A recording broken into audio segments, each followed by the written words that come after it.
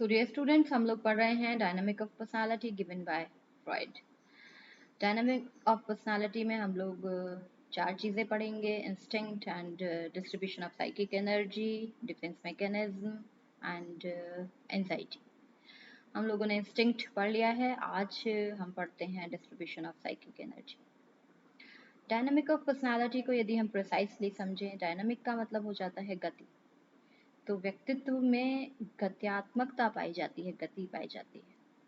अब गति कोई ऐसी चीज़ तो है नहीं कि कोई सामान है जिसको उठाकर हमें एक जगह से दूसरी जगह पे रखना है तो गति हो जाएगी। It is not like that. गति यहाँ पर किस चीज़ की होती है? I am coming to the point, that is psychic energy. गति यहाँ पर साइकिक एनर्जी की होती है। Basically dynamic of personality precisely refers the distribution of the psychic energy, and distributions in relation to id, ego and superego, the three structures we have already discussed. Psychic energy का जो distribution है वो id, ego और super ego, इन तीनों के बीच में होता है.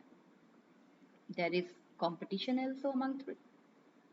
Sometimes the one is having more psychic energy rather the two others.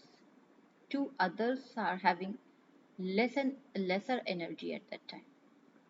मतलब किसी एक के पास यदि एनर्जी ज़्यादा है, सपोज इड के पास बहुत ज़्यादा है, तो ईगो और सुपर ईगो के पास कम होगी उस समय पर. तो इसमें कंपटीशन भी पाया जाता है. Now the question arises, psychic energy सबसे ज़्यादा, या कहिए कि होल सोल जो रिजर्वेयर है साइकिक एनर्जी का, वो होता है इड. इड के पास ही सारी एनर्जी होती है. That is the basic system. इसके बाद लेटर ऑन आपका ego and super ego existence में आते हैं. इड का जो मेन ऑब्जेक्टिव होता है वो होता है अपने इंस्टिंक्ट की, अपने बायोलॉजिकल प्रोसेस की पूर्ति करना. लेकिन वो कैसे पूर्ति करता है? वो इमेज बनाता है, मेमोरी इमेज बनाता है. इसी को विश फुलफिलमेंट भी कहा गया है. But the complexity here is that the formation of the mental image, cannot fulfill your need in actual, cannot fulfill your requirement in actual. आपने कोई इमेज बना ली दिमाग में, मान लिया आपको भूख लगी है और आपने खाने की इमेज दिमाग में बना ली, तो इससे आपका टेम्पररी सेटिस्फेक्शन तो हो जाएगा, लेकिन क्या इससे वास्तव में भूख खत्म हो जाएगी? क्या इससे वास्तव में इच्छा की पूर्ति हो जाएगी? नहीं हो सकती है. हमको वास्तव में वो इच्छा की पूर्ति करनी ही होती है, and it is must for survival. और ये कैसे संभव हो पाता है? ईगो के माध्यम से. जब इड की एनर्जी ईगो में ट्रांसफॉर्म होती है, ईगो की तरफ को जाती है, तो ईगो एक इंडिपेंडेंट स्ट्रक्चर के रूप में डिफ्रेंशिएट होता है, डेवलप होता है. इसी प्रोसेस को हम कहते हैं आइडेंटिफिकेशन. जब इड से एनर्जी एक अलग स्ट्रक्चर के रूप में रियलिटी ढूंढने के लिए डेवलप होती है, जिसको कि हम ईगो कहते हैं, जो कि रैशनल है, जो कि रियलिटी प्रिंसिपल्स पर बेस्ड है, जो कि व्यक्ति की इच्छा की पूर्ति वास्तव में करता है, एक्शन प्लान बनाता है, जिसको कि हम ईगो कहते हैं. अब ये जो जिस प्रोसेस के थ्रू ये एनर्जी ईगो को डिफरेंशिएट करती है, that process is called identification. Identification is the complex concept, is given by Sigmund Freud, but it is very important and crucial. इसी से हमें पता चलता है कि डिस्ट्रीब्यूशन ऑफ साइकिक एनर्जी किस तरीके से तीनों सिस्टम्स में होता है. तो एक ego is not the self made women. Ego is made by the energy of the id with the help of the process that is called identification. उससे ईगो बनता है. And ego is mandatory to be structured, to be developed. Because of its manifestation only we can fulfill our need in actual. वास्तव में need की पूर्ति तभी होगी जब ईगो एक्शन प्लान बनाएगा और उसको पूरा करने के लिए आगे गति करेगा, आगे ऊर्जा को गति प्रदान करेगा, तभी वास्तव में इच्छा की पूर्ति होगी. भूख लग रही है तो जब तक मैप नहीं करोगे खाना कहाँ पर है, खाना कैसे बनाना है, खाने क्या खाना है या किससे कहना है खाने के लिए, तब तक तो कभी भी खाना नहीं आएगा आपके सामने और आप नहीं खा पाओगे, कितना ही आप उसको मेंटल इमेज बनाते रहो। So it is must for survival to learn to differentiate between the virtual image and the real image of the object in the environment, in the external environment. And this happens with the help of the ego. And ego comes into existence with the process of the identification. Identification जो है एक तरीके से it is the process of matching, ये match करता है आपके mental representation को of something in the mind with something that is present in the external environment। यानी आपके दिमाग में यदि भोजन की कोई तस्वीर है, ऐसी तस्वीर ईगो बाहर कहीं ढूंढेगा, आइडेंटिफाई करेगा कि ये है, यस यस ये ऐसे ऐसे मैं कुछ सोच रहा हूँ खाने की, this is matching with that instinct I am asking for right now. तो आप दैट इज आइडेंटिफिकेशन।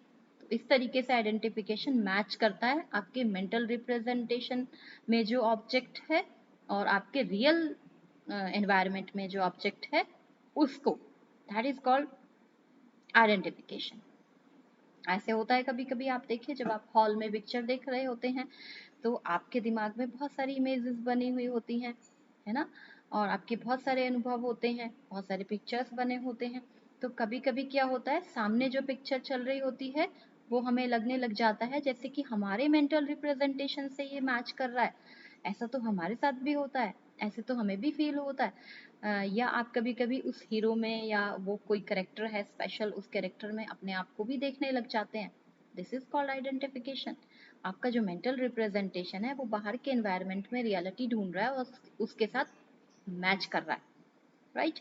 तो ईगो आइडेंटिफिकेशन के थ्रू अलग होकर के हमारी इच्छाओं की पूर्ति करने में मदद करता है, एक्शन प्लान बनाता है। ईगो के पास बहुत सारी एनर्जी आ जाती है, कभी कभी बहुत सारी एनर्जी वो एक्यूमुलेट कर लेता है। वो इड की एनर्जी को लेता रहता है और इड को वो जो उसकी इरेशनल और इम्पल्सिव जो इंस्टिंक्ट हैं, डिजायर्स हैं, आस्किंग्स हैं, उनको वो सप्रेस करता है, उनको वो कभी कभी जो है वो सब्लिमेट करता रहता है। तो कभी कभी इड जो है वो थ्रेटेंड भी फील करने लगता है। इट कहता है भाई मेरी इच्छाओं को तो दबाया जा रहा है, दबाया जा रहा है, मैं तो इस समय पे ये खाना खाना चाह रहा हूँ स्ट्रांगली, मुझे बहुत प्यास लग रही है, मैं बहुत एक तुरंत पानी पीना चाह रहा हूँ। ईगो है कि मुझे कहीं हवा ही नहीं दे रहा है, कहीं इच्छा पूर्ति करने के लिए कुछ सोच ही नहीं रहा है ईगो। या फिर आप समझिए कि बहुत एग्रेशन में है, इट इट को कोई बहुत गुस्सा आ रहा है किसी के ऊपर, बहुत ज़्यादा उसको फ्रस्ट्रेशन हो रही है, बहुत ज़्यादा प्रॉब्लम हो रही है।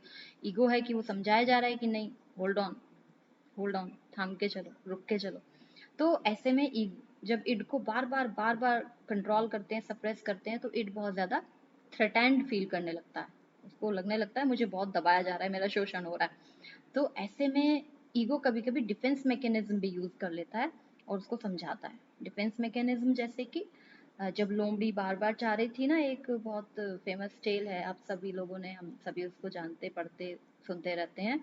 लोमड़ी जो है वो अंगूर का गुच्छा था, वो लटक रहा था, उसको बहुत आकर्षित कर रहा था, उसको भूख लगी थी, वो बहुत जंप करके उसको बार बार लेना चाहती है, लेकिन she was not that able कि वो इतना ऊंचा जंप कर पाए और उसको ले पाए।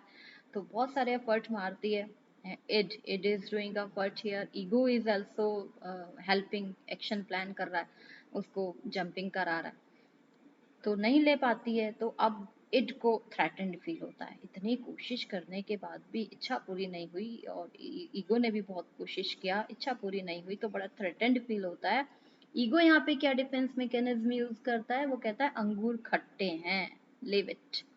तो दिस इज कॉल्ड ईगो उसको ढाढ़स भी बनाता है इट को, दैट इज, इसको हम डिटेल में बात करेंगे। Defence mechanism is the broader subject जिस पे बहुत काम किया फ्राइड ने। तो आइडेंटिफिकेशन की हम बात कर रहे थे। आइडेंटिफिकेशन इज द प्रोसेस जिसके थ्रू की हम मेंटल रिप्रेजेंटेशंस में जो हमारे इमेज होते हैं उनको मैच करते हैं रियल एनवायरनमेंट के थ्रू, और ये ईगो के थ्रू संभव हो पाता है। ईगो के पास बहुत सारी एनर्जी भी आ जाती है, उस एनर्जी को बाद में वो अलग हायर डेवलपमेंटल प्रोसेस में यूज करने लगता है। जब उसके पास सरप्लस एनर्जी आ गई, हम डिस्ट्रीब्यूशन ऑफ साइकिक एनर्जी पढ़ रहे हैं ना, तो एनर्जी इतनी ड्रॉ कर लेता है ईगो इड से, for sake of this fulfilment, for sake of that fulfilment. अब फुलफिलमेंट भी हो गया, सब हो गया, लेकिन अब जो एनर्जी है वो सरप्लस है। तो अब इसका जो यूज है वो ईगो हायर डेवलपमेंटल प्रोसेसेस को सीखने के लिए करने लग जाता है। बहुत इंटरेस्टिंग यहाँ पर एक क्वेरी आप लोगों की शांत होगी। Why one person is that much intelligent or that much different to the other? Why he is thinking that much, reading that much, studying and researching and analyzing an abstract thinker? Why? Because उसने जो it से वो energy को लिया है वो surplus है, और वो उसका प्रयोग ये सारे हायर मेंटल प्रोसेसेस के डेवलपमेंट में करने लगता है। लर्निंग में, थिंकिंग में, रिमेम्बरिंग में, मेमोरी में, एब्स्ट्रैक्ट थिंकिंग में, प्लानिंग में, एनालाइजिंग में, इन सब चीज़ों में वो इसका कंस्ट्रक्टिव उपयोग करने लग जाता है, और साथ ही साथ इड को भी बैलेंस करता रहता है। ऐसे ही सुपर ईगो में भी एनर्जी जाती है जब वहाँ पर कोई नैतिक या कोई अच्छा बुरा इस तरीके का कुछ भी अंदर से डिसीजन लेना होता है। This is called the distribution of psychic energy. अब यहाँ पर एक बात और आ जाती है, कंसेप्ट और है, दैट इज कॉल्ड ऑब्जेक्ट कैथैक्सिस। उसमें क्या होता है कि इड, जब इड के अंदर बहुत ज़्यादा इंस्टिंक्ट को लेकर के अंदर से रिक्वायरमेंट हो रही होती है इंस्टिंक्ट कंप्लीशन के लिए, तो इड बिल्कुल भी नहीं पहचानता है कि what is the real image, what is the real object and what is the virtual object. तो उसने अपने दिमाग में जो इमेज बना ली होती है वो बाहर उसको किसी को भी उससे एसिमुलेट करना शुरू कर देता है। और जैसे कि एक बच्चा है, उसको भूख लगती है तो वो सिर्फ दूध की बोतल ही मुंह में नहीं डालता है, वो उस समय जो भी उसके हाथ में लगता है उसी को मुंह में डाल लेता है। मतलब कुछ भी मुंह में डाल लेता है। And mothers know this danger very well, बड़ा उन्होंने फेस किया होता है। तो this is called object cathexis. वो किसी भी चीज़ को मुंह में डाल लेता है, उसको कोई बिल्कुल भी रियलिटी पता नहीं होती है। And again this is identification, and जो कि मैच करना सिखाता है। Again this is ego with the process of the identification. It is ego that is telling the difference between the reality and the subjective reality.